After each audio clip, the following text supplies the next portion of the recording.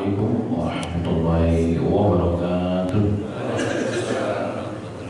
Innal hamdalillah nahmaduhu wa nasta'inuhu wa nastaghfiruh wa na'udzu billahi min shururi anfusina wa min sayyiati a'malina. May yahdihillahu fala mudilla lahu wa may yudlil fala hadiya lahu.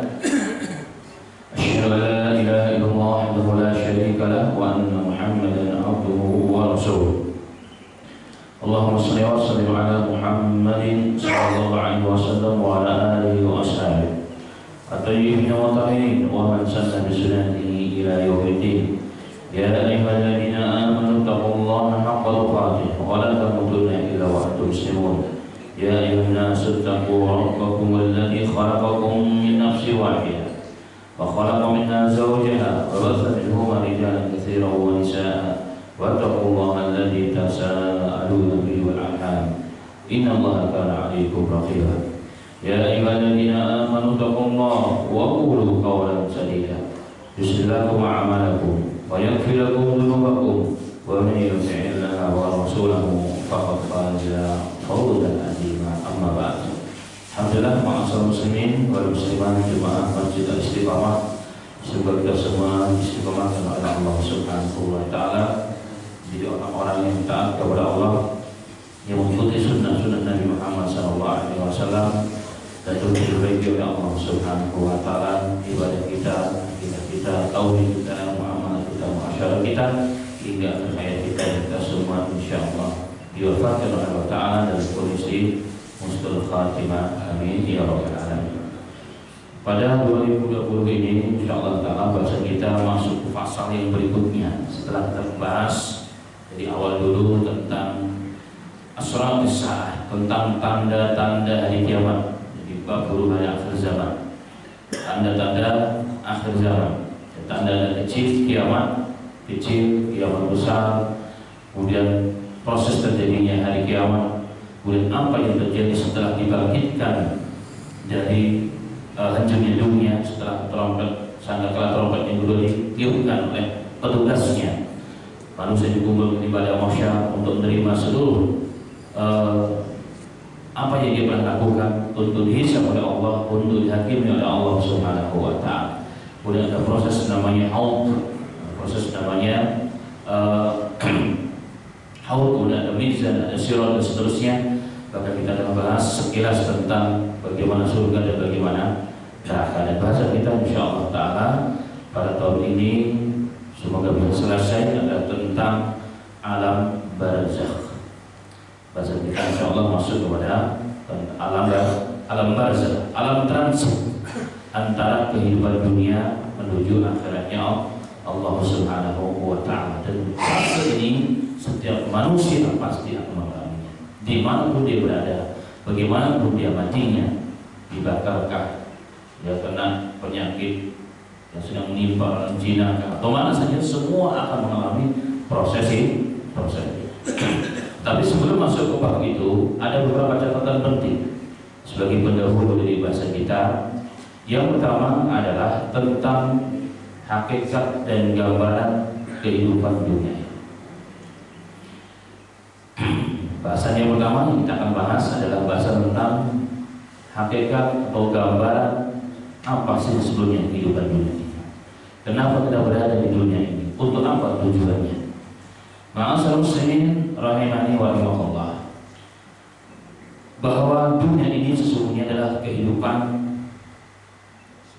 yang menggambarkan kedatangan sebagian manusia dan kepergian sebagian manusia.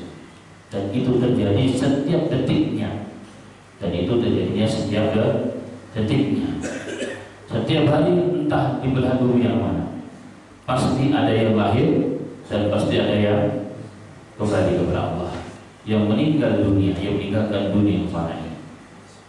Baik dia seorang yang memang sudah tua, sudah melampaui bahkan umurnya melebihi Nabi kita Muhammad SAW, kakek, nenek, atau mungkin masih kecil, apa sudah tua renta. Ada orang yang sudah bosan hidup, ternyata tidak mati-mati. Ada orang yang diharapkan kehidupannya ternyata mati min ghairi illatin meninggal dunia tanpa dengan sebab yang jelas. Ini semua adalah gambaran kehidupan dunia tersebut. Dan kehidupan dunia ini telah berabad-abad dari Nabi kita Adam alaihissalam sampai zaman kita hari ini, Nabi kita Muhammad sallallahu alaihi wasallam. Dan Nabi Muhammad sallallahu alaihi wasallam dalam hadis yang sahih mengatakan, aku adalah khataman nabiyyin, aku adalah penutup seluruh nabi, la nabiyya ba'di, tidak ada nabi setelahku, wala ummata ba'dakum, dan tidak ada lagi umat setelah kita. Jadi kita ini adalah umat terakhir yang ada di akhir zaman yang lahir di muka bumi. Itulah gambaran dunia, ma'asyiral muslimin rahimahullah. Maka intinya sesungguhnya setiap hari itu manusia itu adalah gambaran kehidupan. Ada yang datang, ada yang pergi. Tetapi kalau datangnya jelas urutannya. Kalau datangnya jelas urutannya, dia lahir sebagai anak yang kecil. Tapi kembalinya kepada Allah itu tidak ada urutannya. Bisa kakek dulu, bisa ibu dulu, bisa nenek dulu, bisa yang sedang semangatnya bekerja, sedang mungkin bisa orang sedang naik popularitasnya, bisa jadi seorang pemimpin di ujung meninggal dunia dan seterusnya. Mungkin saya sedang jalan, atau bahkan mungkin baru SD, baru SMA, sedang lucu-lucunya, atau bahkan ada yang baru beberapa hari, bahkan ada yang beberapa menit seperti lahir di dunia kemudian dipanggil oleh Allah Subhanahu wa Ta'ala. Tapi intinya dunia itu adalah kehidupan manusia, ada yang datang dan ada yang pergi. Nah, menjelang wafat seorang manusia itu ada namanya sakaratul maut. Bahkan Nabi kita Muhammad sallallahu alaihi wasallam dalam wafatnya mengatakan, la ilaha illallah, la ilaha illallah, inna lil mauti sakarat. La ilaha illallah. Tidak ada Tuhan yang berhak disembah melainkan Allah Subhanahu wa Ta'ala. Tidak ada Tuhan yang berhak disembah melainkan Allah Tabaraka wa Ta'ala. Inna lil mauti sakarat. Sesungguhnya kematian itu ada saat-saat sakaratul mautnya. Ada sakaratul mautnya. Artinya Nabi kita Muhammad sallallahu alaihi wasallam seorang nabi dan rasul, khataman nabiyyin sallallahu alaihi wasallam, manusia yang paling mulia di hadapan Allah, bahkan di atas seluruh para nabi dan rasul, di atas seluruh makhluk Allah Ta'ala. Allah Ta'ala masih memberikan rasa sakit sakaratul maut pada Nabi kita Muhammad sallallahu alaihi wasallam. Dalam riwayat yang sahih riwayat Bukhari dan lain sebagainya, diriwayatkan oleh Aisyah radhiyallahu anha, beliau mengatakan, mata Nabi sallallahu alaihi wasallam wa innahu la baina haqinati wa dafanati fala aqrabu shiddatal mauti li ahadin abadan ba'da Nabi sallallahu alaihi wasallam. Aisyah ibunda kita kaum mukminin, istrinya Nabi Muhammad sallallahu alaihi wasallam mengatakan, Nabi Muhammad sallallahu alaihi wasallam meninggal dan kepalanya di antara dagu dan tenggorokanku. Itu kata Aisyah. Jadi di pangkuan Aisyah radhiyallahu anha. Fala aqrahu shiddatal maut li ahadin ba'da abadan ba'da Nabi sallallahu alaihi wasallam. Maka aku tidak akan membenci sakitnya kematian bagi seorang pun selamanya setelah aku melihat Nabi Muhammad sallallahu alaihi wasallam. Beliau pun merasakan sakitnya. Tadinya saya begitu takut dengan sakaratul maut, tapi ketika melihat suamiku, kekasihku, kasih Allah Ta'ala meninggal dunia di pangkuanku, dan aku melihat bagaimana sakaratul maut menimpa Nabi kita Muhammad SAW, setelah itu aku tidak takut lagi, tidak heran lagi. Para ulama mengatakan bahwa ada hadis yang lain bahwa permisalan orang yang meninggal dunia dalam kondisi yang soleh itu begitu mudah, bahkan dibarengi dengan sakit. Nanti ada tanda-tanda usul Fatimah, ada tanda-tanda sunnah Fatimah, tidak membahas Allah. Nah, kenapa Nabi kita Muhammad SAW adakah diberi orang yang paling soleh setelah Nabi Muhammad? Tidak ada. Adakah manusia yang paling takwa? Tidak ada. Satu ketika Nabi Muhammad SAW sudah membagi ghanimah dari perang Khaybar. Dan pada saat peperang Khaybar tersebut Nabi Muhammad SAW memberi lebih perhatian khusus kepada orang-orang yang bermasuk Islam dari kalangan tokoh-tokoh Quraisy.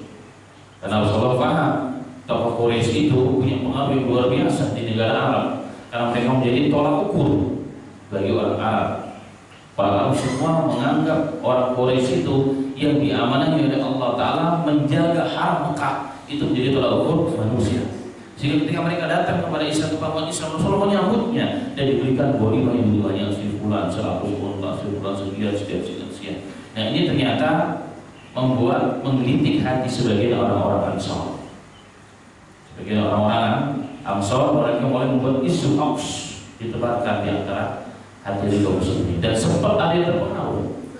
Bahkan satu di antaranya datang kepada Nabi Muhammad SAW dan mengatakan, "Ya Muhammad, adil bina." Wahai Muhammad, berbuatlah adil kepada kami. Ketika kamu datang kepada kami tidak punya tempat, kami kasih tempat. Ketika kamu punya perlu kami berikan. Bukan hanya harta kami, bukan hanya tanah kami, bukan hanya pekerjaan kami, nyawa kami siapkan untuk wahai Muhammad. Tapi ketika Anda menemukan dunia, kau lupa dengan kami. Tetap saja kau bilang orang-orang Quraisy. Subhanallah. Nabi Muhammad SAW tertentu kemudian mengatakan, "Ilam a'dil man ya'dil ba'di." Kalau ada orang yang, kalau aku Muhammad SAW khataman Nabi tidak bisa beradil, adakah manusia yang lebih bisa beradil dari aku? Jika aku Muhammad SAW bin Abdullah Rasulullah khataman Nabi tidak bisa berbuat takwa kepada Allah, adakah manusia yang lebih bisa bertakwa selain aku? Kata Nabi Muhammad SAW. Umar bin Khattab radhiyallahu anhu yang dulu sewaktu zaman ini membunuh Rasul, kalau begitu bencinya dengan Rasul karena kejahilan. Jadi ada orang benci dengan Islam itu ada juga karena kejahilan. Orang begini kayak Umar, kalau terbuka hatinya, tahu yang hak itu bersama Islam, dia akan masuk Islam. Dia nggak ada tendensi lagi. Tapi ada orang yang membenci Islam bukan karena kejahilan, tapi apa? Karena hasad. Ini dia akan dicari liwalillah dunia. Orang begini mau bagaimanapun susah masuk Islam. Bahkan orang Islam bisa jual agamanya untuk urusan selain untuk balik. Nah Umar itu seperti itu. Maka Umar bin Khattab radhiyallahu anhu yang sudah berbalik dengan 60 derajat melihat ada orang yang tidak sopan dengan Nabi Muhammad, memanggil Muhammad dengan ya Muhammad, wahai Muhammad, tidak sopan. Mulutnya bergetar, tangannya langsung memegang gagah pedangnya mau dibunuh itu. Dia katakan, "Adin ya Rasulullah, izinkan aku ya Rasulullah, akan ku penggal kepala ini orang tidak berada di ya Rasulullah. Aku tidak tega lagi dengan seperti ini. Tidak bisa orang seperti ini dibiarkan. Menghina ulama, ini namanya menghina ulama, menghina guru kami Rasulullah SAW, tidak bisa dibiarkan orang yang bahaya." Apa kata Muhammad? Dahu, ya. Karena akhirnya akan lahir darinya orang-orang yang akan memengaruhi kalian. Itu disebut duha islah. Kemudian lahirlah di dalam tersebut dengan orang-orang disebut khawarij, orang-orang yang keluar dari barisan ketaatan kepada Ali atau kepada pemimpin yang sah dan mereka membantai orang Islam. Orang begini rata-rata anak muda, orang yang ilmunya sedikit, pemahamannya ilmunya sampai dikeluarkan kata Rasulullah. Ibaratnya luar biasa. Bahkan Abdullah bin Abbas radhiyallahu anhu yang diutus untuk memberikan pencerahan kepada mereka mengatakan, kita akan merasa ini dengan ibadahnya. Bahkan jidatnya, telapak tangan dan kakinya seperti kaki unta saat kapal. Kenapa kapal? Saking banyaknya ibadah. Tapi di sini iman dan baca Quran. Dan Rasulullah mengatakan dia keluar dari Islam sebagaimana mudahnya keluar anak panah dari musuhnya. Nah, artinya kita kembali kepada Rasul. Kalau Nabi Muhammad SAW manusia yang paling takwa, manusia yang paling saleh, manusia yang paling adil yang berada di muka bumi ini saja merasakan rasa sakit, apalagi selain Nabi Muhammad SAW. Artinya apa? Untuk memberikan pelajaran kepada kita bahwa hidup itu sesungguhnya kita sekarang hidup ini untuk apa? Menyongsong hari itu, bukan yang lain. Jadi kita hidup di dunia ini ada sesuatu yang tidak datang dan yang tidak ada menjadi ada. Untuk apa sih mempersiapkan hari itu, bukan yang lain. Mempersiapkan hari itu bukan yang lain. Kita nih hidup untuk ngapain? Kita lagi mencari teman. Siapa yang nanti akan menghantar kita di dalam kubur? Siapa yang akan memandikan kita nanti? Siapa yang akan menyelamatkan kita? Dan itu cerminan kehidupan kita. Itulah cerminan kehidupan kita maksudnya. Maka beruntunglah kita kalau Allah pilih kita pada hari ini menjadi orang-orang ahlul masjid, ahlul tauhid, ahlul muwahhid, tauhidkan Allah yang tidak mensyirikkan Allah. Kita bersyukur kepada Allah. Rasulullah pernah mengatakan, jika ada 40 orang saja mendoakan orang yang mati semua ahlul tauhid, tidak pernah mensyirikkan Allah dengan dosa-dosa, dengan syirik-syirik besar terutama, maka jika dia minta syafaat, Allah memberikan syafaat kepada orang yang diminta. Jika mereka memintakan ampunan kepada Allah, Allah pun akan mengampuni dosa-dosa orang tersebut. Inilah kehidupan manusia muslim. Kenapa? Saya dan antum tidak tahu kapan giliran. Kapan giliran? Hari ini kita ada sebagian kita, insya Allah yang senang ketika ada sebagian manusia Islam yang mendolimi orang Islam saudara kita, yang mengurus 1000 orang, 1 juta orang di kem-kem pertahanan, disiksa mereka, dijauhkan mereka dari agamanya, Allah balas. Sehingga berita terakhir ada 14 kota ditutup, 48 juta manusia dikurung dalam kota tersebut. Kita senang lagi. Senang bukan? Senang. Tapi kalau senangnya kita ada kebencian, bisa ditanya oleh Allah dengan tidak akhir. Sudah sampaikah agama mereka? Sudah sampaikah dakwah kepada mereka? Itu masalah. Jangan-jangan mereka benci kepada kita, benci kepada Islam karena tidak tahu. Maksud muslimin dan jauh Allah. Kembali kepada maksud, itulah kehidupan dunia yang pertama. Datang dan pergi. Maka kita yang hidup ini mempersiapkan sebelum kembali kita kepada Allah, sebelum kembali kita kepada Allah Subhanahu wa Ta'ala, kita pantaskan diri kita supaya tidak malu ketika berjumpa dengan Allah Subhanahu wa Ta'ala. Jangan sampai kembali kepada Allah tanpa dengan bekal. Dan ingat, bekal berjumpa dengan Rabb kita Allah Subhanahu wa Ta'ala bukan dengan harta yang banyak, harta yang berlimpah, bukan dengan jabatan yang tinggi yang terkadang kita sebut kanan sebut kiri, kita korbankan rakyat kita, bukan dengan mobil yang mewah, rumah yang megah, tapi dengan apa? Dengan iman yang sahih, akidah yang benar, amal yang sesuai tiba dengan sunnah Nabi kita Muhammad Sallallahu Alaihi Wasallam. Itulah bekal kita sesungguhnya, maksudnya. Itulah bekal kita yang harus kita persiapkan. Itu yang pertama kali. Kemudian yang kedua, dan itu menjadi akidah kita juga, kita meyakini bahwa dunia diciptakan oleh Allah. Kita dilahirkan melalui ummahat kita. Kita dilahirkan dari perut ibu kita. La ta'lamuna syai'an. Dan kita sebenarnya tidak tahu apa-apa. Ada tujuan dan maksudnya. Ada tujuan dan maksudnya. Kita hidup itu bukan tanpa tujuan. Dan Allah tidak pernah menciptakan manusia itu dengan tanpa makhluk sekecil apapun pasti ada tujuannya. Makanya Allah mengingatkan kita dalam Al-Quran, apa hasibtum annama khalaqnakum abatha wa annakum ilaina la turja'un. Allah mengatakan, apa hasibtum annama khalaqnakum abatha. Allah mengatakan, apa hasibtum, apa kalian mengira annama khalaqnakum, bahwa ketika kami menciptakan kalian abatha. Artinya hanya main-main tanpa ada tujuan. Wa annakum ilaina la turja'un, dan bahwasanya kalian tidak akan kembali kepada kami. Ini pertanyaan Allah kepada kita. Jadi kita hidup itu ada tujuan. Ada tujuan. Kita punya tujuan hidup, punya cita-cita, tapi ingat tujuan inti kita, ada tujuan yang besar kita adalah yang dibawa oleh Allah, yang diingatkan oleh Allah kepada kita semua. Dan Allah mengatakan bahwa Allah menciptakan dunia ini serta isinya adalah dengan hak Allah.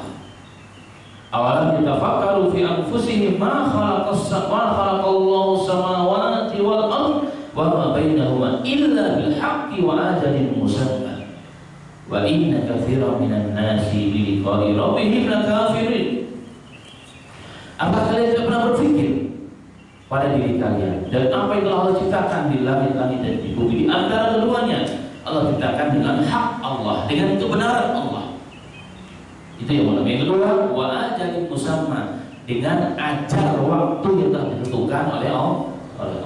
Ada dua. Allah menciptakan dunia setelah isinya, termasuk kita adalah dengan kebenaran Allah. Kebenaran itu apa? Tujuan. Allah memberikan tujuan. Itu yang pertama. Yang kedua, diciptakan hal tersebut dengan waktu yang tertentu yang telah ditentukan oleh Allah Subhanahu wa taala. Tetapi sayang kata Allah, wa inna katsiran minan nasi bi liqa'i rabbihim lakafirun. Tapi saya manusia ketika dilahirkan di dunia, matanya melihat kelaman dunia, indahnya pada Qur'an, indahnya keindahan dunia ini, sehingga merupakan akhirat Allah, merupakan tujuan. Untuk itulah diciptakan oleh Allah Subhanahu wa taala. Dan dalam ayat yang lain Allah kata Allah, wa ma khalaqtul jinna wal insa illa liya'budun. Dia menciptakan jin dan manusia kecuali untuk menyembah Allah Ta'ala. Nah, dari hadis ini ma'asyiral muslimin dan dari ayat-ayat tersebut, mungkin kita semua pernah dengar hadis tentang taubat yang ada. Tentang taubat yang ada kita turunkan dari surga ke bumi. Jadi sekian lama terpisah kemudian bertemu. Kemudian sudah sekian lama minta kepada Allah pengampunan yang diampuni. Kemudian terakhir Adam alaihissalam mengatakan, ya Rabb, wahai Allah, bihaqqi Muhammad, dengan Muhammad ampunilah dosaku. Hadis tersebut mengatakan, Allah mengatakan, kok kamu tahu Muhammad? Iya, ya Rabb, ketika aku berada di surga atau ketika aku ciptakan aku melihat arsy dan tertulis la ilaha illallah Muhammadur Rasulullah, la ilaha illallah Muhammadur Rasulullah. Maka dalam hadis itu Allah mengatakan, laulahu, dalam teks, kalau bukan karena dia, dalam riwayat, laulahu Muhammad, kalau bukan karena Muhammad, ma khalaqta, engkau pun tidak tercipta.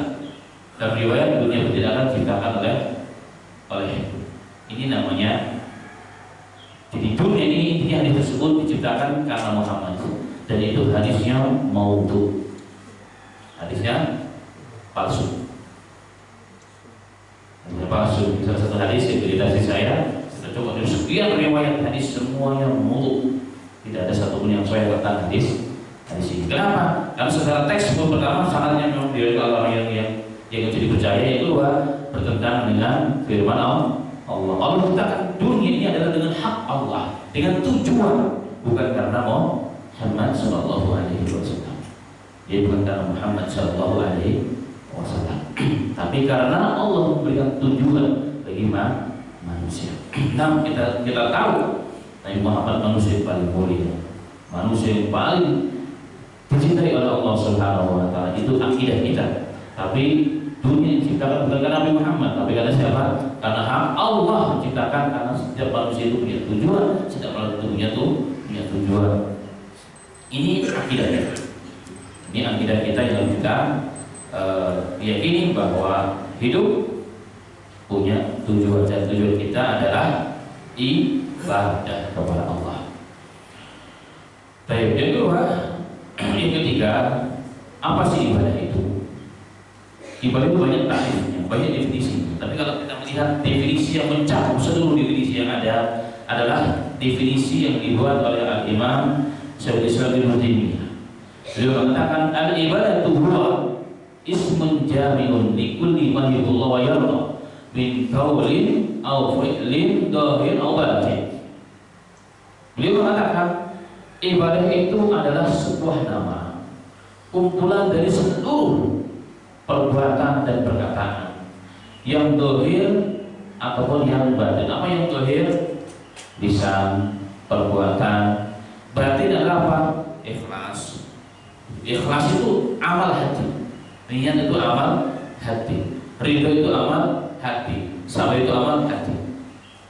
Beliau mengatakan ibadah itu adalah seluruh perbuatan-perbuatan, kumpulan dari seluruh perbuatan yang dohir, yang perbuatan atau perkataan yang dohir ataupun yang batin, yang jika dilakukan Allah akan cinta dan Allah akan ridho. Itulah ibadah. Dan untuk inilah Allah ciptakan kita, maksudnya. Jadi untuk perkara inilah Allah ciptakan kita. Dan ingat, ibadah itu bukan hanya sholat, bukan hanya zakat, bukan hanya haji, bukan hanya puasa di bulan Ramadan. Itu ibadah terpenting dan itu merupakan rukun Islam.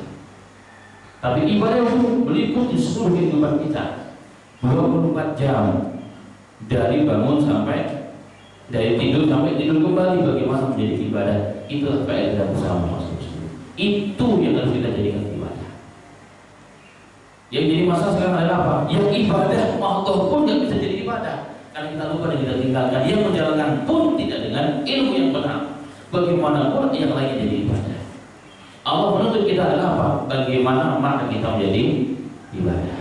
Bagaimana tidur kita menjadi ibadah. Bagaimana jalan kita menjadi ibadah. Bagi kita bagaimana menjadi ibadah. Muamalah kita menjadi ibadah. Hubungan suami istri menjadi ibadah. Berdagang kita, bekerja kita pun menjadi ibadah. Itu yang menjadi PR kita maksudnya.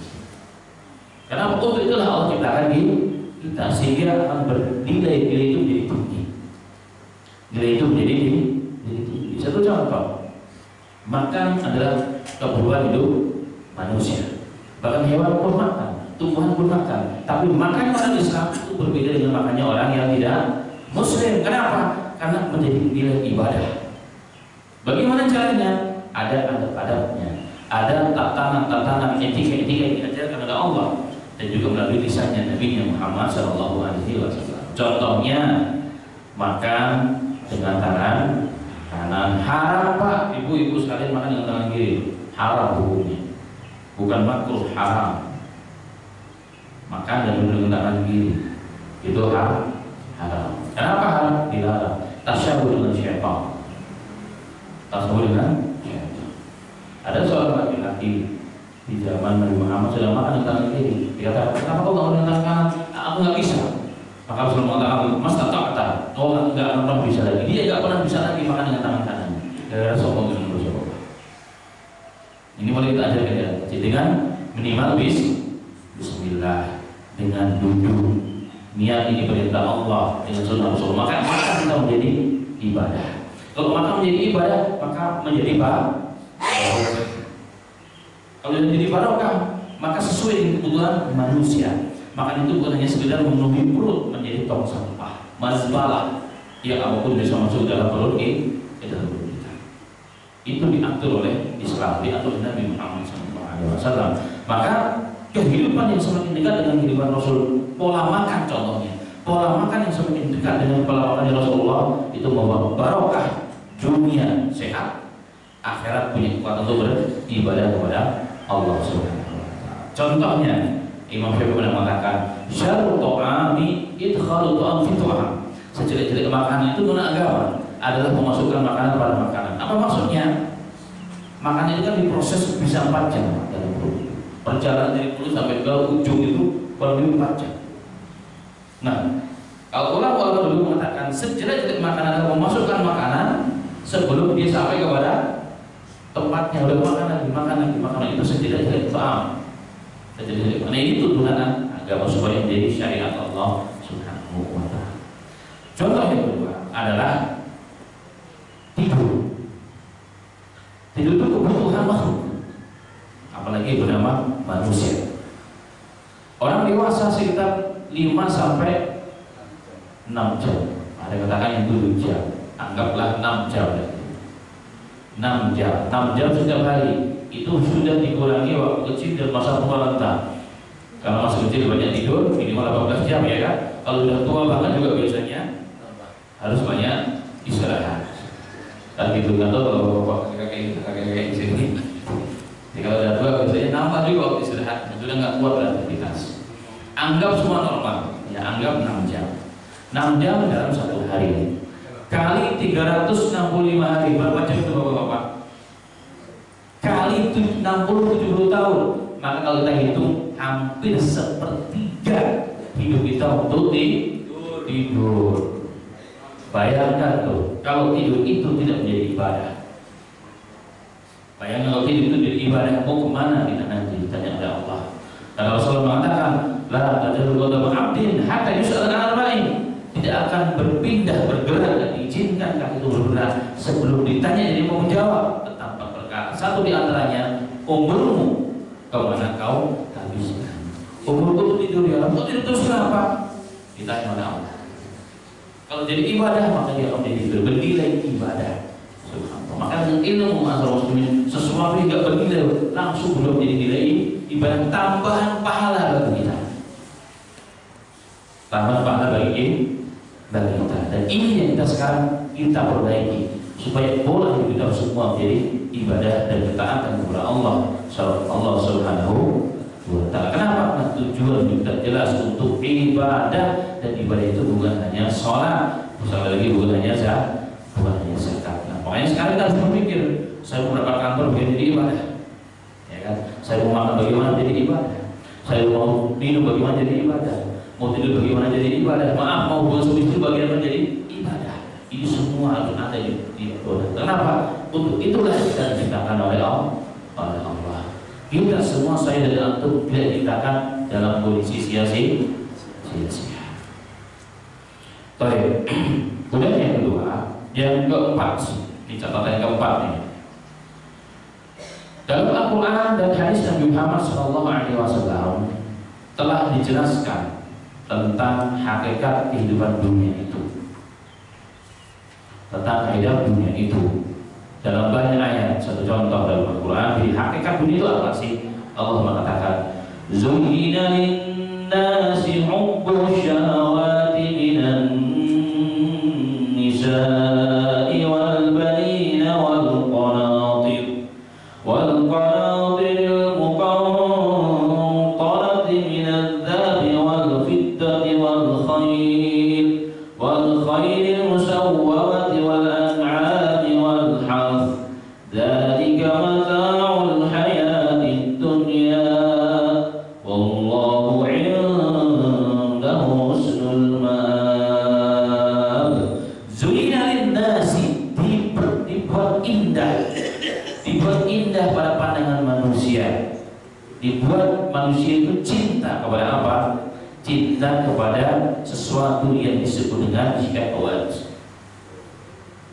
yaitu terhadap nisa, perempuan, anak-anak, harta benda, emas dan jenis-jenisnya, tunggang-tunggangan, kuda-kuda yang bagus-bagus, kemudian binatang-binatang ternak, peliharaan ya. Kalau hari ini ternak kita bukan binatang, ternaknya toko, ternaknya apa?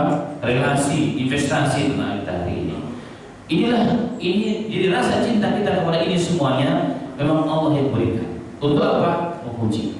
Makanya Allah di akhir ayat mengatakan, Dzalika mata'ul hayatid dunya.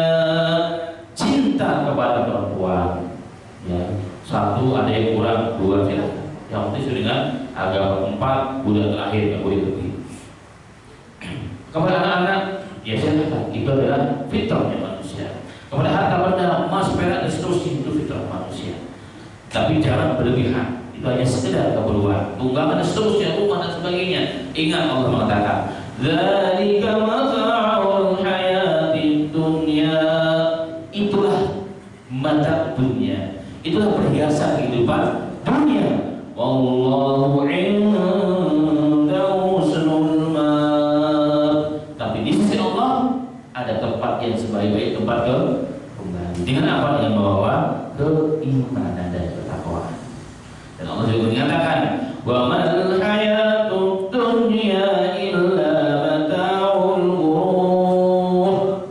Allahu akbar. Wa mal hayatud dunya, tidaklah kehidupan dunia itu apa kata Allah, illa mata'ul ghurur, kecuali kesenangan yang buruk.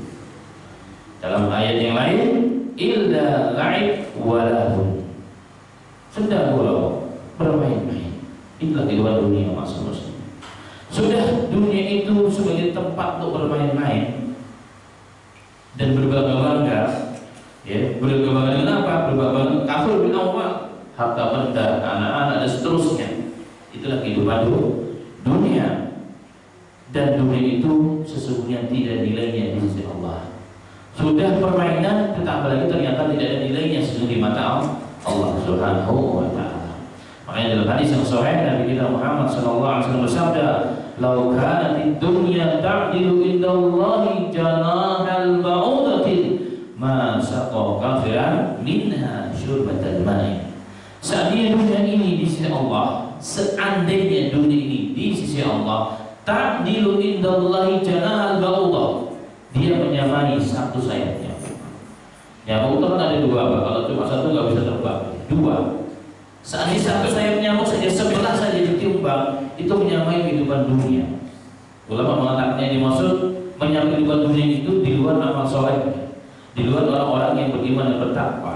Hanya dunianya saja ditimbang di sisi Allah, ternyata tidak mampu beratnya menyamai satu sayapnya nyamuk. Seandainya menyamai saja, apa kata Rasul Sallallahu Alaihi Wasallam, masyaqqa kafiran minha sulfatal ma, maka orang kafir, orang tidak beriman bahkan tidak akan dikasih minum walaupun hanya satu teguk. Maka sesungguhnya ada orang kafir yang masih senang, masih minum, masih tertawa, masih apa? Adanya orang yang beriman, adanya orang yang masih percaya dengan Allah Subhanahu wa Ta'ala.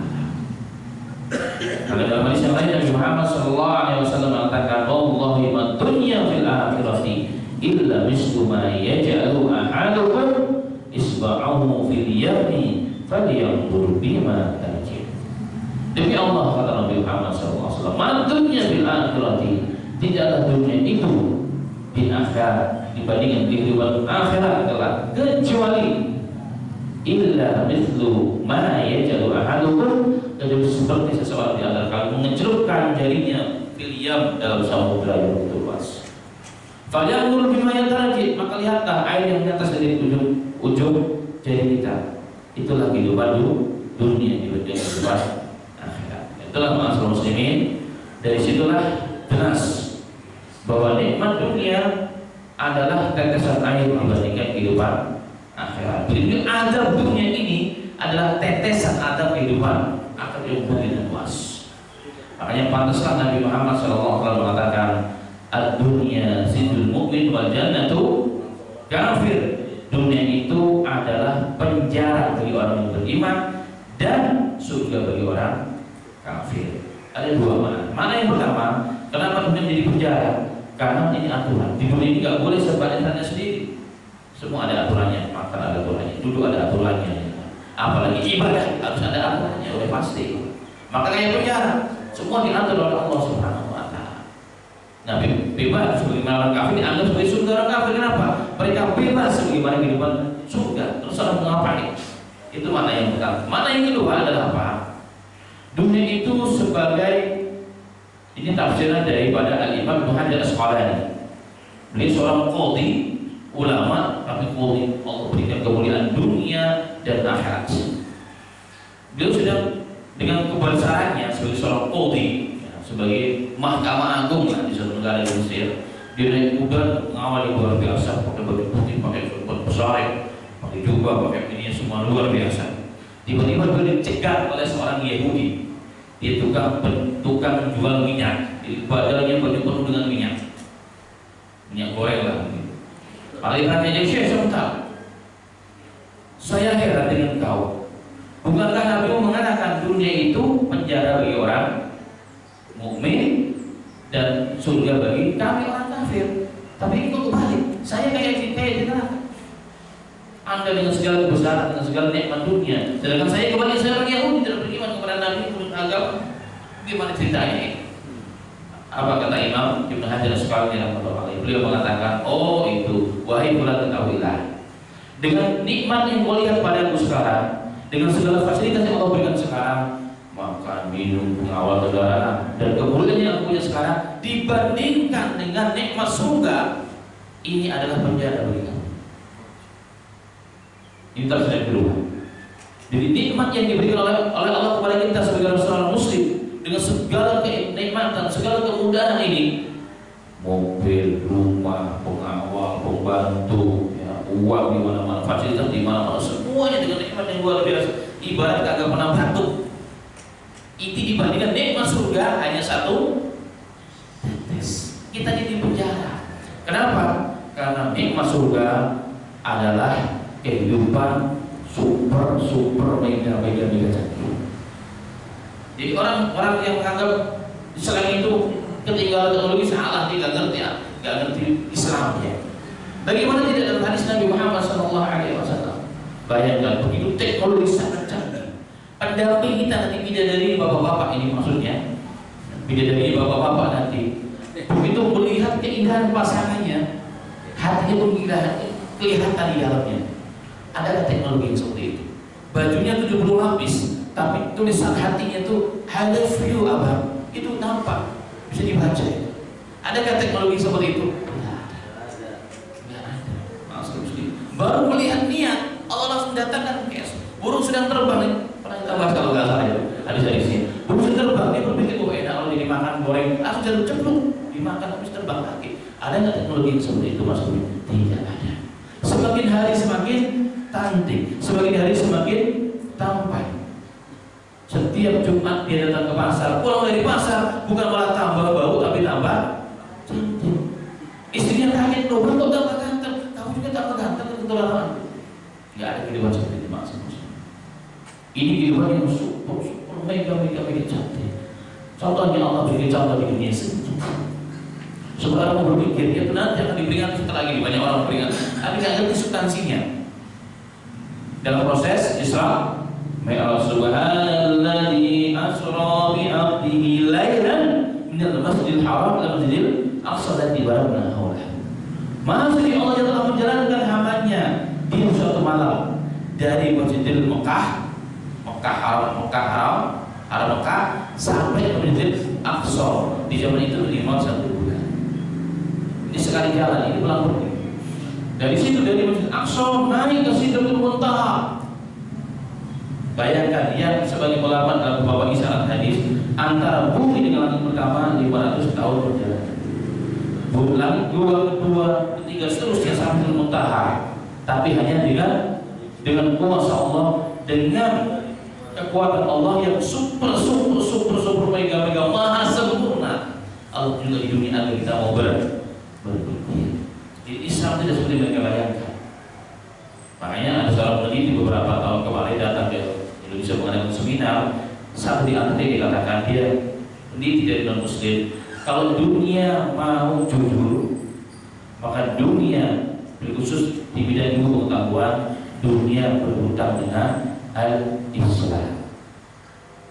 Orang yang belajar bagaimana perkembangan Eropa akan paham bagaimana Islam itu punya pengaruh yang luar biasa dari segala bidang, segala aspek kehidupan, terutama dalam bidang ilmu dan pengetahuan dan teknologi. Dari Islam semua ada. Cuma kita didolimi, dirampas itu dari kita. Nah, kembali kepada maksud, itulah kehidupan dunia maksud muslim. Maka penjara bagi orang Islam berapa nikmatnya dibandingkan akhirat? Tidak ada bandingnya. Satu tetes itu nikmat yang kita dapatkan di akhirat. Bagaimana tidak? Apa tanggungan dalilnya? Ada hadis itu. Rasulullah SAW pernah mengatakan Allah itu punya rahmat berapa? 100 rahmat. Yang 99 yudakhiruha disimpan untuk orang mukmin di akhirat. Itulah di surga. Yang 1 rahmat itu dibagi-bagi di dunia. Dari semenjak Nabi Adam sampai nanti akhir zaman, seorang bapak menghormati anak saya kepada anak, suami menghormati pasangannya dan seterusnya, guru menghormati muridnya seterusnya. Seekor hewan yang buas menyayangi anaknya. Ini semua bagian dari rahmat Allah yang satu. Sudah begini dunia damainya. Sudah begini damainya kita dengan pasangan kita, dengan anak kita, dengan tetangga kita, dengan orang komplek kita. Begini damainya. Apalagi kalau 99 rahmat diberikan oleh Allah SWT. Jadi logika kita demikian. Makanya Imam Ibn Hajar Al-Asqalani bukan ngawur di jawab yang benar. Apalagi kalau kita lihat hadis tadi itu, dunia itu adalah apa? Seperti tetesan air yang diambil, dicelup oleh ujung jari ke dalam samudra yang maha luas, yang tidak bertepi dan tidak berdasar, dicelup, diangkat. Yang tetesan air itulah dunia, nikmat dunia di mana nikmat akhirat. Itu yang pertama. Yang kedua adalah dunia itu adalah penjara bagi orang kafir. Di orang kafir itu masuk muslimin, kalau di dunia ini susah, itu baru tetes siksanya di dunia dibandingkan siksa yang Allah Subhanahu wa Ta'ala.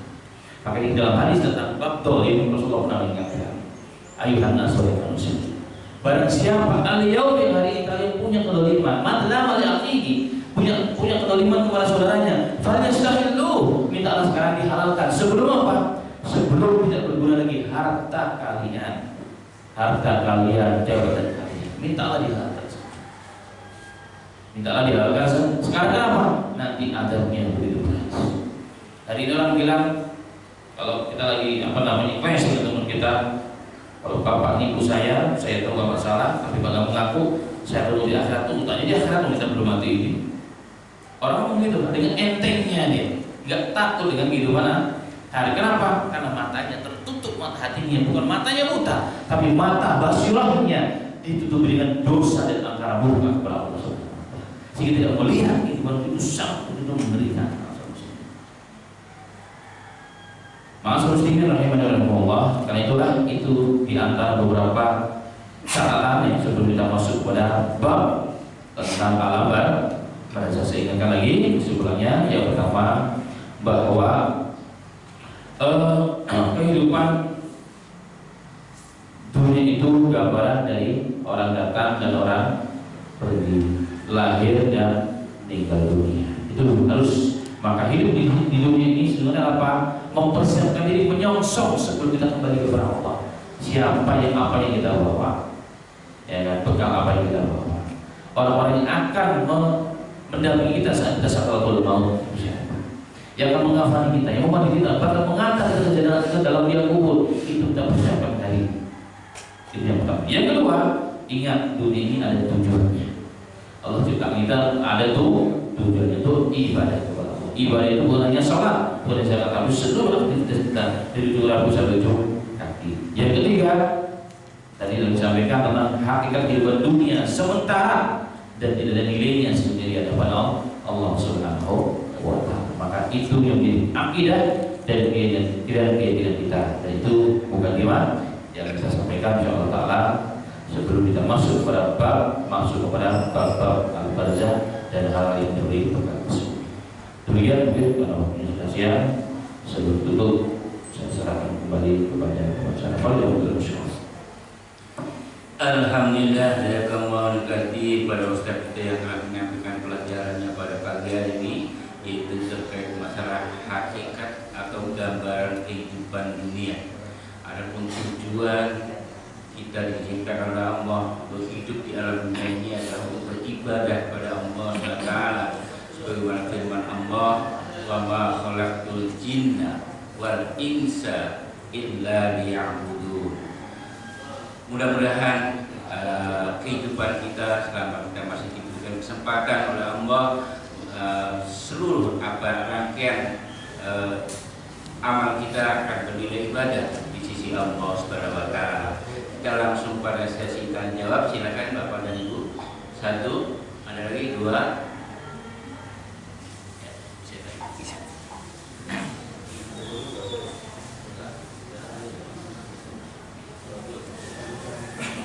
Assalamualaikum warahmatullahi wabarakatuh. Waalaikumsalam. Cukup banyak yang Bapak sampaikan tadi dan cukup bagus untuk kita semuanya sebagai manusia. Kita sebagai manusia yang kita lihat kenyataannya sekarang banyak yang ingkar pada Allah. Nah, kita semuanya kan diberi sama oleh Allah, yakni dibekali dengan akal, hati, dan nafsu. Semua kan kasih Tuhan. Nah, kemudian apa penyebab utama dari yang menyimpang itu? Apakah yang tiga ini tidak bersinergi mereka, akal, hati, dan nafsu, sehingga masing-masing berjalan sendiri-sendiri?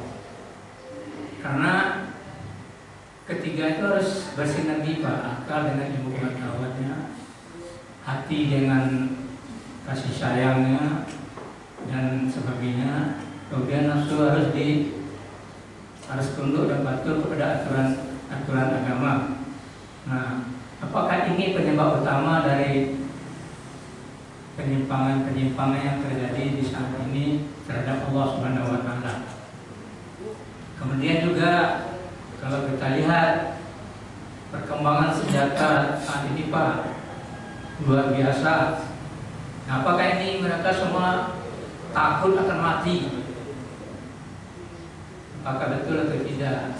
Karena kita lihat perlombaan senjata nuklir untuk membunuh diri kita sendiri bukan main. Tapi kalau akal sehat kita berjalan, kita pergunakan uang itu untuk kemaslahatan dunia, kita makmur. Itu aja Pak pertanyaan. Assalamualaikum warahmatullahi wabarakatuh. Satu lagi.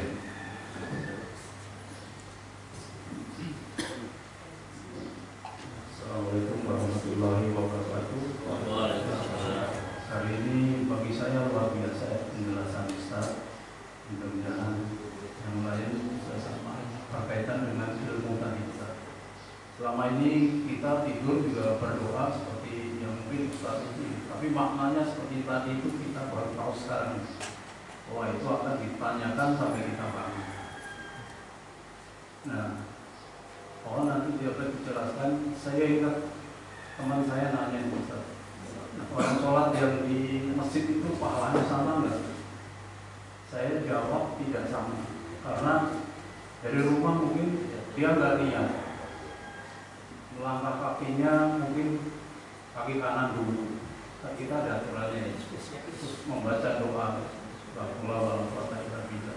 sampai di jalan diangkat derajat kita dan diampuni dosa kita. Sambil kita berzikir, masuk masjid kita baca doa. Kemudian tadi sop paling depan sebelah kanan. Setelah itu kita sholat bareng-bareng. Yang pahalanya paling banyak adalah orang yang mengerti makna sholat yang dibaca. Kemudian zikir. Nah itu apakah benar saya mengaji kepada teman saya itu, karena ini tadi berkaitan dengan ilmu yang diberasakan. Kita tidak hanya sekedar tidur, tidak hanya sekedar makan, minum, mungkin kamar kecil juga ada doanya. Dan yang tadi ditanyakan itu merupakan rangkaian ibadah yang nanti akan ditanyakan Allah pada waktu mati. Dan kita ingat surat Al-Asr itu ya, kita merugi sebetulnya manusia, karena banyak kita bicara yang tidak banyak orang itu mungkin digunakan juga untuk pikir-pikir. Terima kasih Ustaz. Assalamualaikum warahmatullahi wabarakatuh. Ya, saya. Bismillah, alhamdulillah, salatu wassalamu ala rasulillah. Yang pertama tentang yang saya tangkap dari pertanyaan tentang manusia banyak yang tidak taat, banyak yang tidak mengerti Islam. Kira-kira apa sebabnya? Allah alam salam yang secara singkat saya jawab bahwa sebab pelanggaran syariat di muka bumi ini di antara sebab utama orang jauh dari Islam walaupun dia Muslim, walaupun akalnya dibilang sehat, badannya juga sehat, hartanya masya Allah berlimpah, tapi kenapa nggak taat kepada Allah? Ada dua penyakit. Yang pertama karena terkena penyakit syahwat. Syahwat ini banyak, tapi intinya adalah digorilah. Dia mencari kehidupan dunia dan ibadah, bahkan mencari selain Allah. Dan syahwat ini jika kuat, maka kita takut mati, sudah pasti. Syahwat ini jika kita mendominasi diri kita, menjadi sesuatu, menjadi tolak ukur kehidupan kita, maka ujungnya adalah takut mati. Kenapa takut mati? Hartanya banyak, dianggap itulah kehidupannya. Takut sakit. Ya, kita lihat kalau muda saya ingat banget tuh para diplomat kita di luar negeri, batuk saja maka seluruh mahasiswa dibuat bingung gara-gara batuk. Kenapa? Takut mati. Takut sakit. Kenapa takut? Orang semakin takut mati, takut sakit dan seterusnya, karena dia tahu dirinya tidak siap membawa bekal. Jadi syahwat ini luar biasa. Syahwat kepada banyak hal. Tapi intinya syahwat itu kesimpulannya adalah digorilah, mencari selain Allah. Bahkan ibadah pun, perjuangan pun, kalau mencari digorilah, maka yang ujung-ujungnya juga dunia. Yang kedua adalah yang pertama subhat, yang kedua apa tadi? Syahwat, yang kedua subhat. Subhat itu apa? Kerancuan dalam ilmu kita, dalam memahami Islam dan memahami kehidupan dunia. dan memahami akhirat. Banyak disitulah muncul kesalahan. Subhat ini kalau tadi syahwat, hawa nafsu, ini subhat. Subhat ini kan kebodohan biasanya. Sebenarnya kebodohan salah ilmu, salah guru. Ujungnya menafsirkan Islam dunia ini dengan akal, bukan dengan Quran dan hadis, dan ini berbahaya. Dan ini yang banyak sekarang. Yang pertama gak kehitung, yang kedua semakin banyak. Makanya Rasulullah pernah mengatakan akan datang masa yang nanti doa al-awwal di jahannam. Banyak dai-dai yang gelarnya profesor doktor, yang akhirnya LCMA dan seterusnya. Depannya ada kiai hajinya, dia mungkin jadi pengurus ini, pengurus itu dan sebagainya. Lembaga Islam yang besar. Tetapi Rasulullah mengatakan doa al-awwal di jahannam. Tapi mereka mengajar manusia kepada pintu-pintu neraka jahannam. Hudzaifah bin Yaman mengatakan, "Sirlana ya Rasulullah, ya Rasulullah, terangkan kepada kami bagaimana mereka itu sifat mereka." Ini karena tadi, kenapa? Karena subhat. Dan syahwat jadi satu, jadi begitu akhir. Rasulullah mengatakan, dia itu dari kalian, kulit kalian berbicara dengan benjana kalian, lebih fasih, lebih masya Allah dan seterusnya. Dan kok bisa, kenapa masalahnya? Dua itu masalahnya. Ya. Karena dalam yang dia cari selalu diikuti dengan syahwat.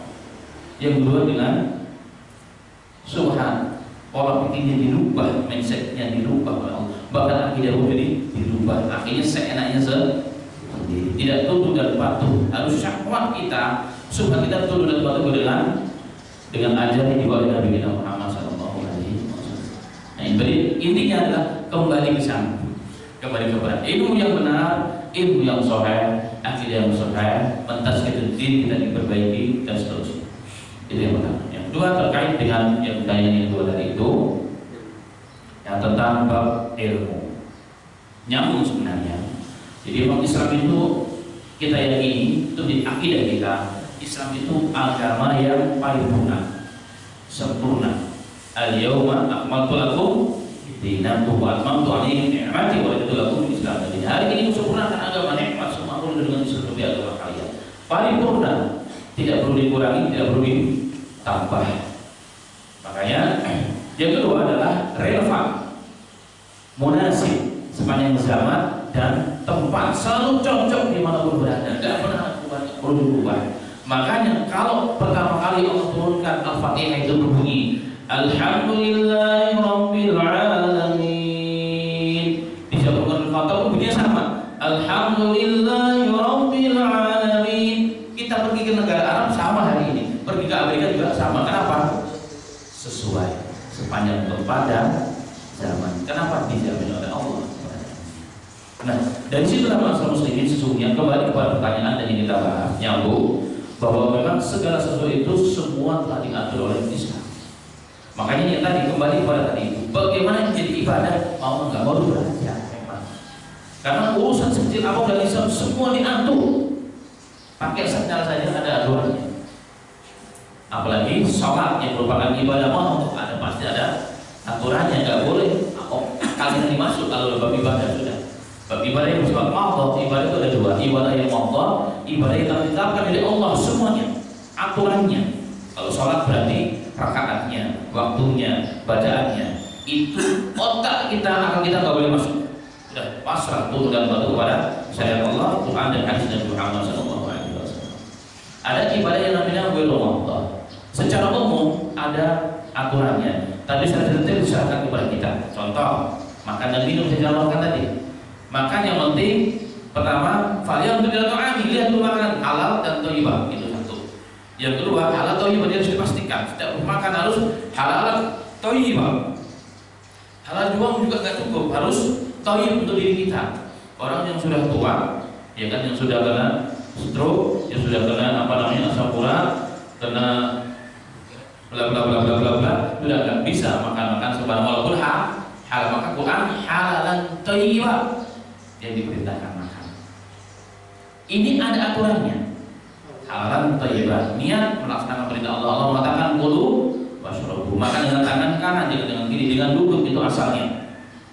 Tapi apa yang dimakan sekarang dia penting halalan thayyibah.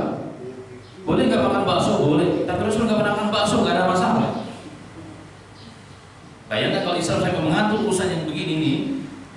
Islam itu sangat sempit. Kalau itu di antara keindahan Islam. Aturannya ada, mau makan apa? Silakan. Ya mau makan apa sih? Mau bakso, kayak mau bakso, kayak mau mie, kayak silakan. Yang penting makannya dengan tangan kanan dengan bismillah halalan thayyibah. Halalan thayyibah zatnya dan caranya itu jelas. Itulah namanya ibadah birrullah. Ketika kita lakukan Islam indah, Islam damai, dan Islam Masya Allah relevan sebagai zaman terdepan, dan kita akan bahagia dengan Islam. Maka jelas ya, setiap amalan kita, setiap perilaku kita ada dan ada etikanya. Apalagi pergi ke masjid itu pasti kan itu ibadah. Makan aja diatur, apalagi pergi ke masjid itu sholat lima waktu ada atur. Sudah pasti. Di melangkah bagaimana, pakai sendalnya bagaimana, keluar dari rumah bagaimana, sampai di masjid bagaimana, itu semua ada aturan lainnya dalam Islam. Itulah keindahan kita maksud. Demikian sekilas semoga bisa dipahami dari waktu. Baik, alhamdulillah kita ucapkan terima kasih sekali lagi untuk Ustaz kita. Semoga apa yang telah disampaikan tentunya akan menambah keimanan dan ketakwaan kita pada Allah SWT. Dan sekedar mengingatkan bagi peserta talaki nanti malam hadir di masjid ini seperti biasa pada sholat isya. Dan pada kali kita pada pagi hari ini sama-sama kita tutup dengan hamdalah dan doa kafaratul majlis.